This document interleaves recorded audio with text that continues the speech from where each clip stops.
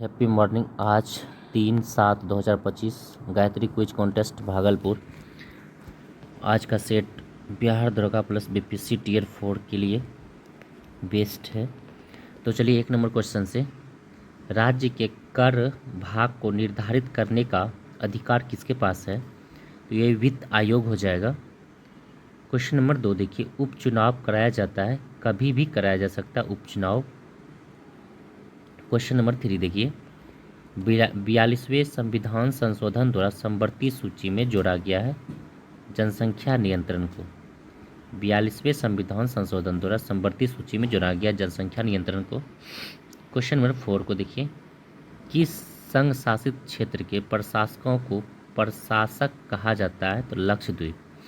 किस संघ शासित क्षेत्र के प्रशासकों को प्रशासक कहा जाता है? तो लक्षद्वीप हो जाएगा। क्वेश्चन नंबर 5 देखिए, किसी राजनीतिक दल की स्थापना स्वतंत्रता के पूर्व हुई है? तो भारतीय साम्यवादी दल हो जाएगा। किस राजनीतिक दल की स्थापना स्वतंत्रता से पूर्व हुई है? तो भारतीय साम्यवादी दल हो जाएगा। क्वेश्चन नंबर 6 देखिए, भारत के संविधान के किस भाग में संघ कार्यपालिका का प्रावधान शामिल है? तो भाग 5 हो जाएगा। भारत के संविधान के किस भाग में संघ कार्यपालिका का प्रावधान है? तो भाग 5 हो जाएगा। क्वेश्चन नंबर 7 देखिए, भारत सरकार की सभी कार्यकारी कार्रवाई डैश के नाम पर की जाती है? तो राष्ट्रपति के नाम पर की जाती है। भारत सरकार की सभी कार्यकारी कार्रवाई डैश के नाम पर की जाती है? तो राष्ट्रपति के नाम पर की जाती है। क्वेश्चन नंबर 8 देखिए, भारत के महान्यवादी के संबंध में निम्नलिखित में से कौन सा कथन सही है? संविधान में उसे हटाने की प्रक्रिया और आधार नहीं है, यही हो जाएगा। यह राष्ट्रपति के द्वारा होता है इच्छानुसार।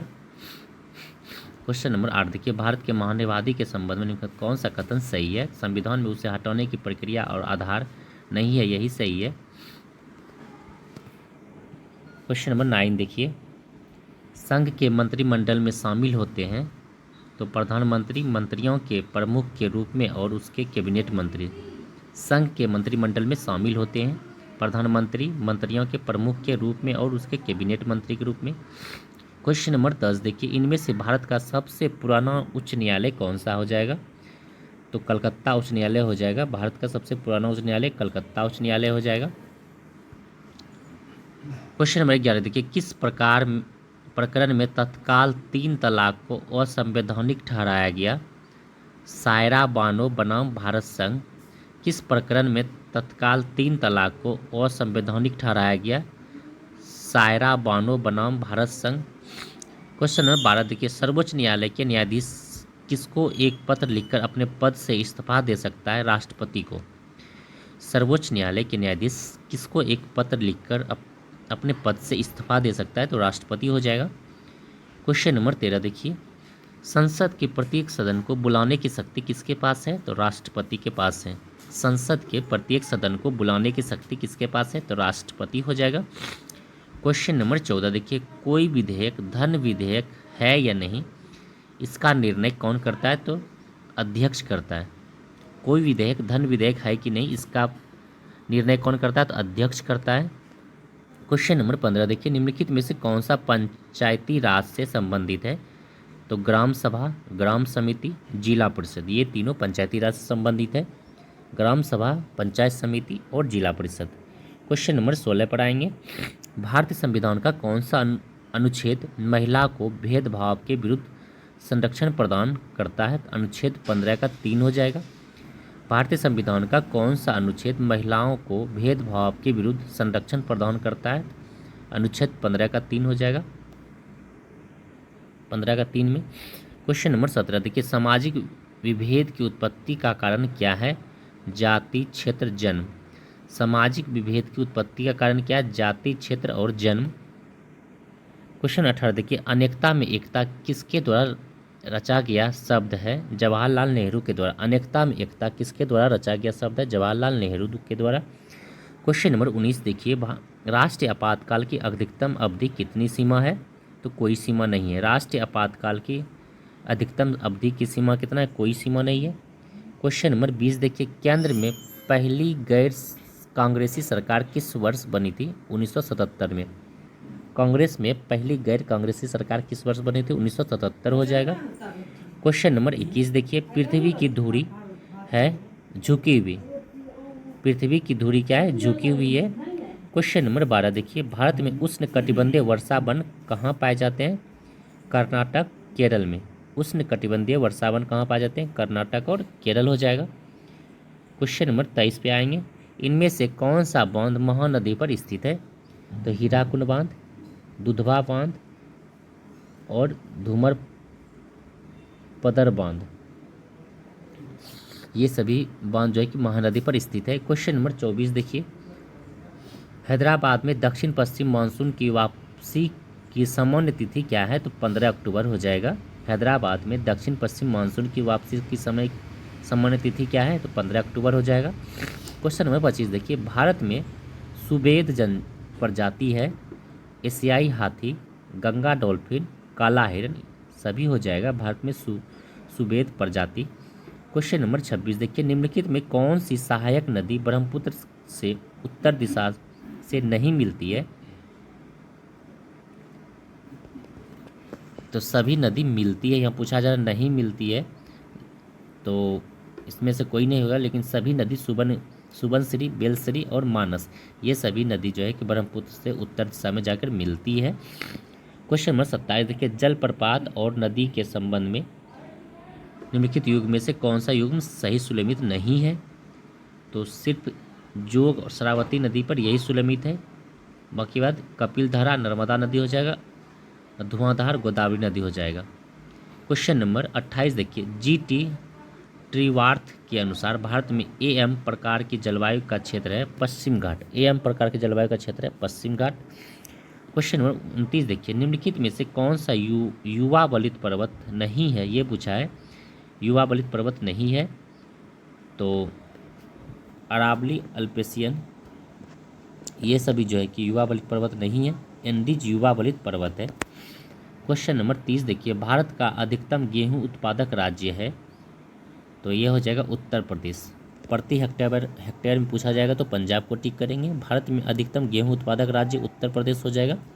क्वेश्चन नंबर 31 देखिए, राष्ट्रीय राजमार्ग का निर्माण निर्मित एवं संचालन किसके द्वारा किया जाता है? CPWD के द्वारा, केंद्रीय लोक निर्माण विभाग के द्वारा, CPWD के द्वारा। क्वेश्चन नंबर 32 देखिए, मलनाड क्षेत्र का संबंध निम्नलिखित में से भारत के किस पठार से है? तो कर्नाटक का पठार हो जाएगा। मलनाड क्षेत्र का संबंध निम्नलिखित में से भारत के किस पठार से है? तो कर्नाटक का पठार हो जाएगा। क्वेश्चन नंबर 33 देखिए, लिखापौनी हिमनद भारत के किस राज्य में स्थित है? अरुणाचल प्रदेश हो जाएगा। लिखापौनी हिमनद भारत के किस राज्य में स्थित है? तो अरुणाचल प्रदेश में स्थित है, लिखापौनी, अरुणाचल प्रदेश। क्वेश्चन नंबर 34 देखिए, चट्टानों में पाए जाने वाले दो सबसे आम खनिज कौन से हैं? फेलास्पर और क्वार्टजाइट, फेलास्पर और क्वार्टजाइट हो जाएगा, जो कि चट्टान में पाया जाता है। क्वेश्चन नंबर 35 देखिए, कौन सा पुनर्जागरण काल से संबंधित है? तो माइकल एंजेले, ड्यूरर और राफेल, ये सभी हो जाएंगे पुनर्जागरण काल से सभी संबंधित है। क्वेश्चन नंबर 36 पर आएंगे, किस शहर को विश्व का ऑटोमोबाइल की राजधानी के रूप में जाना जाता है? तो डेट्राइट हो जाएगा। किस शहर को विश्व की ऑटोमोबाइल की राजधानी के रूप में जाना जाता है? डेट्राइट हो जाएगा। क्वेश्चन नंबर 37 देखिए, विश्व में इस्पात का सबसे बड़ा उत्पादक देश कौन सा है? चीन हो जाएगा। विश्व में इस्पात का सबसे बड़ा उत्पादक कौन सा देश हो जाएगा? चीन हो जाएगा। क्वेश्चन नंबर 38 देखिए, निम्नलिखित में कौन एक भ्रंशोथ पर्वत नहीं है? यूराल पर्वत भ्रंशोथ पर्वत नहीं है। निम्नलिखित में से कौन एक भ्रंशोथ पर्वत नहीं है? तो यूराल जो कि भ्रंशोथ पर्वत नहीं है। क्वेश्चन नंबर 39 देखिए, डैश पृथ्वी के चुंबकीय क्षेत्र के लिए उत्तरदायी है? तो बाह्य क्रोड। डैश पृथ्वी के चुंबकीय क्षेत्र के लिए उत्तरदायी है? तो बाह्य क्रोड हो जाएगा। क्वेश्चन नंबर 40 देखिए, निम्नलिखित में कौन सा मरुस्थल भूमध्य रेखा के उत्तर या दक्षिण में 20 डिग्री से 30 डिग्री अक्षांश के आसपास स्थित नहीं है? तो गोबी जो कि मंगोलिया में स्थित है, गोबी मरुस्थल हो जाएगा। क्वेश्चन नंबर 41 देखिए, फलों को कृत्रिम रूप से पकाने के लिए किस गैस का प्रयोग किया जाता है? तो एथिलीन गैस का प्रयोग किया जाता है फलों को कृत्रिम रूप से पकाने के लिए। क्वेश्चन नंबर 42 देखिए, तुल्यकाली उपग्रह घूमता है स्थिर ऊंचाई पर। तुल्यकाली उपग्रह घूमता है स्थिर ऊंचाई पर घूमता है। क्वेश्चन नंबर 43 देखिए, किस चालक का प्रतिरोध समानुपाती होता है उसकी लंबाई के। किसी चालक का प्रतिरोध समानुपाती होता है उसकी लंबाई के समानुपाती होता है। क्वेश्चन नंबर 44 देखिए, एक वर्णी प्रकाश एक माध्यम से दूसरे माध्यम में प्रवेश करता है, कौन सा गुण नहीं बदलता? तो आवृत्ति नहीं बदलता है। एक वर्णी प्रकाश एक माध्यम से दूसरे माध्यम में प्रवेश करता है, कौन सा गुण नहीं बदलता है? तो आवृत्ति नहीं बदलती है। क्वेश्चन नंबर 45 देखिए, एक सामान्य नेत्र लेंस की नाभिक की दूरी होती है 2 सेंटीमीटर। एक सामान्य नेत्र के नाभिक की दूरी होती है 2 सेंटीमीटर होती है। क्वेश्चन नंबर 46 देखिए, निम्न अवस्था में हाइड्रोजन परमाणु की कक्षा में एक इलेक्ट्रॉन की चाल होती है C/137। निम्नवत अवस्था में हाइड्रोजन परमाणु की कक्षा में एक इलेक्ट्रॉन की चाल होती है C/137। क्वेश्चन नंबर 47 देखिए, प्रबल अम्ल और दुर्बल क्षार से बने लवण का pH होता है 7 से कम। प्रबल अम्ल और दुर्बल क्षार से बने लवण का pH होता है 7 से कम हो जाएगा। क्वेश्चन नंबर 48 देखिए, निम्नलिखित में से किसकी ऑक्टेन संख्या 0 है? इनमें से कोई नहीं हो जाएगा, नन ऑफ दीज हो जाएगा। निम्नलिखित में से किसकी ऑक्टेन संख्या 0 है? None of these. Question number 49 देखिए, धातु निष्कर्षण में किसका उपयोग किया जाता है? तो धातु निष्कर्षण में कोक का उपयोग किया जाता है। धातु निष्कर्षण में किसका उपयोग किया जाता है? तो कोक को टिक करेंगे। क्वेश्चन नंबर 50 देखिए, जब मृदा अति क्षारीय हो तथा उसमें पौधा पैदा नहीं होते हो तब मृदा की गुणवत्ता में सुधार के लिए क्या मिलाना चाहिए? तो कार्बनिक पदार्थ मिलाना चाहिए। जब मृदा अति क्षारीय हो तथा उसमें पौधे पैदा नहीं होते हो तब मृदा की गुणवत्ता में सुधार के लिए क्या मिलाना चाहिए? तो कार्बनिक पदार्थ को मिलाना चाहिए। क्वेश्चन नंबर 51 देखिए, आणविक ऑक्सीजन का पत्तियों से निकलना कौन सी भौतिक क्रिया है? तो विसरण क्रिया है। आणविक ऑक्सीजन का पत्तियों से निकलना कौन सी भौतिक क्रिया है? तो विसरण हो जाएगा। क्वेश्चन नंबर 52 देखिए, एक पीढ़ी से दूसरे पीढ़ी तक वंशानुक्रम के अध्ययन को क्या कहा जाता है? तो अनुवांशिकी कहा जाता है। एक पीढ़ी से दूसरे पीढ़ी तक वंशानुक्रम के अध्ययन को क्या कहते हैं? अनुवांशिकी कहते हैं। क्वेश्चन नंबर 53 देखिए, केरल की शांत घाटी साइलेंट वैली संरक्षित है क्योंकि इसमें पौधे और जानवरों की बहुत दुर्लभ प्रजातियां पाई जाती है। केरल की शांत घाटी साइलेंट वैली संरक्षित है क्यों? इसमें पौधे और जानवरों की बहुत दुर्लभ प्रजातियां पाई जाती है। क्वेश्चन नंबर 54 देखिए, ब्रायोफाइटा में बीजाणु मातृ कोशिका होती है, द्विगुणित होती है। ब्रायोफाइटा में बीजाणु मातृ कोशिका होती है, द्विगुणित होती है। 55 नंबर क्वेश्चन देखिए, किसी गुणसूत्र पर जीनों के अपेक्षिक स्थिति ज्ञात करने की प्रक्रिया क्या कहलाती है? तो जीनोम मानचित्र कहलाती है। किसी गुणसूत्र पर जीनों की अपेक्षिक स्थिति ज्ञात करने की प्रक्रिया क्या कहलाती है? तो जीन मानचित्र कहलाती है। क्वेश्चन नंबर 56 को देखेंगे, भील सेवा मंडल 1922 की स्थापना किसने की थी? अमृतलाल विट्ठल दास ने की थी। भील सेवा मंडल 1922 की स्थापना किसने की थी? अमृतलाल विट्ठल दास ने किया था। क्वेश्चन नंबर 57 पे आएंगे, 1857 के विद्रोह के निम्न नेताओं में किसने सबसे पहले अपना बलिदान दिया? मंगल पांडे ने सबसे पहले अपना बलिदान दिया था। 1857 के विद्रोह के निम्न नेताओं में से किसने सबसे पहले अपना बलिदान दिया था? तो मंगल पांडे के द्वारा अपना सबसे पहले बलिदान दिया गया था। क्वेश्चन नंबर 58 को देखेंगे, अधिकतर नरमपंथी नेता थे शहरी क्षेत्र के थे। अधिकतर नरमपंथी नेता जो थे शहरी क्षेत्र से थे। क्वेश्चन नंबर 59 पर आएंगे, मुस्लिम लीग की स्थापना 1906 का प्रथम अध्यक्ष कौन था? तो आगा खां था प्रथम अध्यक्ष, आगा खां। संस्थापक सलीमुल्लाह खां था, आगा खां के बड़े भाई थे, दोनों सगे भाई थे। मुस्लिम लीग का प्रथम अध्यक्ष कौन था? तो आगा खां हो जाएगा। क्वेश्चन नंबर 60 देखिए, गांधी जी भारतीय राष्ट्र कांग्रेस के अध्यक्षता कितनी बार किया था? तो एक बार किया था, बेलगांव अधिवेशन 1924। गांधी जी ने भारतीय राष्ट्र कांग्रेस की अध्यक्षता कितनी बार किया था? सिर्फ एक बार किया था, बेलगांव अधिवेशन 1924 में। क्वेश्चन नंबर 61 देखिए, राजा राम मोहन राय किससे संबंधित नहीं है? तो सांस्कृतिक शिक्षा थे। राजा राम मोहन राय संबंधित नहीं थे। राजा राम मोहन राय किससे संबंधित नहीं है? तो सांस्कृतिक शिक्षा से संबंधित नहीं है।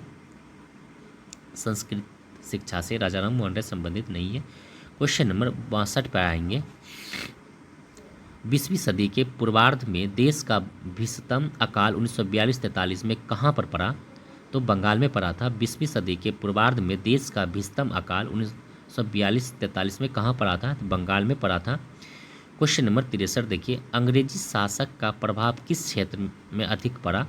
आर्थिक क्षेत्र में। अंग्रेजी शासन का प्रभाव किस क्षेत्र में अधिक पड़ा? तो आर्थिक क्षेत्र में पड़ा था। क्वेश्चन नंबर 64 देखिए, प्रथम आंग्ल मैसूर युद्ध में कौन विजयी हुआ? तो हैदर अली हो जाएगा। प्रथम आंग्ल मैसूर युद्ध में कौन विजयी हुआ? तो हैदर अली को टिक करेंगे। क्वेश्चन नंबर 65 देखिए, बक्सर के युद्ध के समय दिल्ली का शासक कौन था? तो शाह आलम द्वितीय था। बक्सर के युद्ध के समय दिल्ली का शासक कौन था? तो शाह आलम द्वितीय हो जाएगा। क्वेश्चन नंबर 66 को देखेंगे, डैश के एकीकरण में सबसे पहले सीनिया राज्य आगे आया? तो इटली के एकीकरण में। डैश के एकीकरण में सबसे पहले सीनिया राज्य आगे आया? तो इटली के एकीकरण में। क्वेश्चन नंबर 67 देखिए, डैश एक अन्य नाम है लिटिल कार्पोरल के नाम से जाना जाता है? तो नेपोलियन बोनापार्ट को लिटिल कार्पोरल के नाम से जाना जाता है। क्वेश्चन नंबर 68 देखिए, डैश ईस्वी में फ्रैंकफर्ट की संधि के द्वारा जर्मनी का एकीकरण हुआ था? तो 1871 हो जाएगा। फ्रैंकफर्ट की संधि जर्मनी का एकीकरण हुआ था 1871 में। क्वेश्चन नंबर 69 देखिए, चेका सेना का गठन किसने किया था? लेनिन ने। चेका सेना का गठन लेनिन ने किया था। क्वेश्चन नंबर 70 देखिए, वर्साई की संधि की शर्तें हैं? ये हो जाएगा, जर्मनी की सेना 1 लाख से अधिक नहीं हो सकती। सही है। जर्मनी कभी भी घातक हथियार नहीं रख सकता। ये भी सही है। जर्मनी का कोयला क्षेत्र 15 वर्षों के लिए फ्रांस को दे दिया गया है। ये भी सही है। तो उपयुक्त में से एक से अधिक हो जाएगा। सभी सही है। क्वेश्चन नंबर 71 देखिए, फांसीवाद पार्टी के स्वयं सेवक डैश कमीज पहनते थे? काली कमीज पहनते थे। फांसीवादी पार्टी के स्वयं सेवक काली कमीज पहनते थे। क्वेश्चन नंबर 72 देखिए, शीत युद्ध के समय रूस डैश के देशों का संघ था जिसे सोवियत संघ कहा जाता है? तो 15 देशों का संघ था जिसे सोवियत संघ कहा जाता है। क्वेश्चन नंबर 73 देखिए, फार्मोसा द्वीप का वर्तमान नाम क्या है? तो ताइवान का नाम पुराना नाम फार्मोसा है। क्वेश्चन नंबर 74 देखिए, वह व्यक्ति जो युद्ध नहीं लड़ा है वह एक बांझ महिला के समान है? किसका कथन कहना था? तो ये मुसोलिनी का कहना था। वह व्यक्ति जो युद्ध नहीं लड़ा है वह एक बांझ महिला के समान है। किसका कथन था? तो ये मुसोलिनी का कथन था। क्वेश्चन नंबर 75 को देखिए, प्रथम विश्व युद्ध में 26 अप्रैल 1915 को डैश ने प्रवेश किया? इटली ने प्रवेश किया था। प्रथम विश्व युद्ध में 26 अप्रैल 1915 को हुई थी। किसने प्रवेश किया था? इटली ने प्रवेश किया था। क्वेश्चन नंबर 76 देखिए, देवी चौधरानी किसकी रचना है? ये बंकिम चंद्र चटर्जी का है। देवी चौधरानी किसकी रचना है? बंकिम चंद्र चटर्जी हो जाएगा। क्वेश्चन नंबर 77 पर आएंगे, पोखरण नाभिक के परीक्षण 1974 का अधिकार कोड था? स्माइलिंग बुद्धा, हंसते हुए बुद्ध का। पोखरण नाभिक परीक्षण 18 अगस्त 1974 का आधिकारिक कोड क्या था? स्माइलिंग बुद्धा। क्वेश्चन नंबर 78 देखिए, थुम्बा रॉकेट छोड़ने का केंद्र कहाँ अवस्थित है? तो ये केरल में अवस्थित है। थुम्बा रॉकेट छोड़ने का केंद्र कहाँ अवस्थित है? तो केरल को टिक करेंगे। क्वेश्चन नंबर 79 को देखिए, DRDO द्वारा विकसित प्रमुख रडार है? रेवती, रोहिणी, अलेसा। सभी सही हो जाएंगे। DRDO द्वारा विकसित प्रमुख रडार हो जाएगा रेवती, रोहिणी, अलेसा। क्वेश्चन नंबर 80 को देखिए, देश की पहली सबसोनिक क्रूज मिसाइल है? निर्भय। देश की पहली सबसोनिक क्रूज मिसाइल कौन सा हो जाएगा? निर्भय हो जाएगा। क्वेश्चन नंबर 81 देखिए, डैश मिशन का संबंध शनि ग्रह के अध्ययन से है? तो कैसनी। डैश मिशन का संबंध शनि ग्रह के अध्ययन से है? तो कैसनी हो जाएगा। क्वेश्चन नंबर 82 देखिए, चूड़ी बनाने की कला मुख्य रूप से बिहार के किस जिले में देखी जाती है? तो मुजफ्फरपुर जिले में। चूड़ी बनाने की कला मुख्य रूप से बिहार के किस जिले में देखी जाती है? तो मुजफ्फरपुर हो जाएगा। क्वेश्चन नंबर 83 देखिए, जाट जाटिन बिहार का लोक नृत्य है। यह मुख्य रूप से डैश के द्वारा किया जाता है? युगल जोड़ी के द्वारा। महिला और पुरुष दोनों करते हैं एक साथ मिलके। क्वेश्चन नंबर 84 देखिए, बिहार इनमें से कौन सी भाषा तिरहुत लिपि का उपयोग करती है? तो मैथिली भाषा। बिहार इनमें से कौन सी भाषा तिरहुत लिपि का उपयोग करती है? तो मैथिली भाषा हो जाएगा। क्वेश्चन नंबर 85 देखिए, बिहार में विष्णुपद मंदिर किसके द्वारा बनाया गया था? रानी लक्ष्मी अहिल्याबाई के द्वारा। बिहार में विष्णुपद मंदिर किसके द्वारा बनाया गया था? रानी अहिल्याबाई के द्वारा बिहार में विष्णुपद मंदिर बनाया गया था। क्वेश्चन नंबर 86 देखिए, बिहार के में चंपारण जिले में गांधी जी को किसने आमंत्रित किया था? राजकुमार शुक्ल ने। बिहार में चंपारण जिले में गांधी जी को किसने आमंत्रित किया था? राजकुमार शुक्ल हो जाएगा। क्वेश्चन नंबर 87 देखिए, इंडोनेशिया में उस मंदिर का क्या नाम है जहां रामायण और महाभारत के चित्र बनाए गए हैं? बोरोबुदुर का मंदिर हो जाएगा। इंडोनेशिया में उस मंदिर का नाम क्या है जहां रामायण और महाभारत के चित्र बनाए गए हैं? तो बोरोबुदुर का हो जाएगा। क्वेश्चन नंबर 88 देखिए, उत्तर प्रदेश के प्रमुख लोक नृत्य है चरकुला, कर्मा, पांडव। चरकुला, कर्मा, पांडव ये तीनों नृत्य उत्तर प्रदेश के लोक नृत्य हैं। क्वेश्चन नंबर 89 देखिए, संगीत की दुनिया में सितार के जादूगर के नाम से किसे जाना जाता है? रहीम सेन को। संगीत की दुनिया में सितार के जादूगर के नाम से किसे जाना जाता है? तो रहीम सिंह हो जाएगा। क्वेश्चन नंबर 90 देखिए, ग्रे बुक सरकारी रिपोर्ट या प्रकाशक है ग्रे बेल्जियम जापान। ग्रे हो जाएगा बेल्जियम जापान का। क्वेश्चन नंबर 91 देखिए, कौन सा पुरस्कार उपन्यास के लिए दिया जाता है? बुकर पुरस्कार। कौन सा पुरस्कार उपन्यास के लिए दिया जाता है? बुकर पुरस्कार उपन्यास के लिए जाता है। पुलित्जर पुरस्कार पत्रकारिता के क्षेत्र के लिए दिया जाता है। क्वेश्चन नंबर 92 देखिए, मक्का की प्रमुख किस्में हैं? प्रताप, गिरजा, GM3 सभी हो जाएगा मक्का की प्रमुख किस्में। क्वेश्चन नंबर 93 देखिए, असत्य चुनने के लिए बोला जा रहा है मुख्य क्रांति मोटा अनाज का उत्पादन, ये सही है।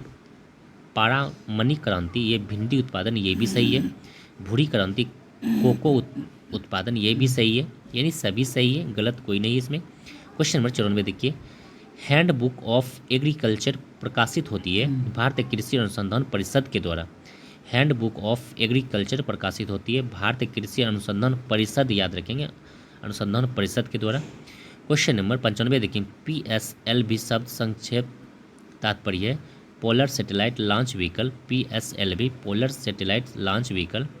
क्वेश्चन नंबर 96 देखिए, एक मुर्गी प्रतिवर्ष कितने अंडे देती है? तो 180 से 200 अंडे देती है। एक मुर्गी प्रतिवर्ष 180 से 200 अंडे देती है। क्वेश्चन नंबर 97 देखिए, निम्न में कौन एक स्वशासन संरक्षण रणनीति का उदाहरण नहीं है? वनस्पतिक बाग। निम्नलिखित में से कौन स्वशासन संरक्षण रणनीति का उदाहरण नहीं है? वनस्पतिक बाग। क्वेश्चन 98 देखिए, गैस जो धान के खेत से उत्सर्जित होती है तथा भूमि के तापमान में वृद्धि करती है वह है मीथेन गैस। गैस जो धान के खेत से उत्सर्जित होती है तथा भूमि के तापमान में वृद्धि करती है वह है मीथेन गैस। क्वेश्चन नंबर 99 देखिए, बॉम्बे नेचुरल हिस्ट्री सोसाइटी की स्थापना कब हुई थी? 1883 में। बॉम्बे नेचुरल हिस्ट्री सोसाइटी की स्थापना कब हुई थी? तो 1883 में हुई थी। क्वेश्चन नंबर 100 देखिए, और आज का लास्ट क्वेश्चन, राष्ट्रीय सांख्यिकी दिवस 2025 जिसका विषय था थीम निर्णय लेने के लिए आंकड़ों का उपयोग। निर्णय लेने के लिए आंकड़ों का उपयोग है और यह कब मनाया जाता है? तो 29 जून को मनाया जाता है। तो चलिए फ्रेंड्स, आज के लिए इतना ही, फिर नेक्स्ट डे मिलते हैं। आज पूर्ण रूपेण BPSC का सेट चलाया गया था, तो जो भी फ्रेंड्स नहीं आते हैं वो आइए क्विज, और जो नहीं आते हैं वो एक बार वीडियो को ज़रूर देख लीजिए। आप लोग को ऐसे सेट लगाना है तो जाके टेलीग्राम चैनल से जुड़ के सुबह मॉर्निंग में सेट दे दिया जाता है, आप जुड़ के वहाँ से सेट मार सकते हैं और यहाँ से आंसर आप बिल्कुल मिला सकते हैं। और जो अच्छा लगे तो आप लोग शेयर और सब्सक्राइब ज़रूर कीजिए और कमेंट बॉक्स में भी मैसेज भी कर सकते हैं, अच्छा लगे तो। सेशन के बारे में आप बता सकते हैं कैसा सेशन रहा आज का। तो चलिए फ्रेंड, आज इतना ही, फिर नेक्स्ट डे मिलते हैं आप लोग के लिए।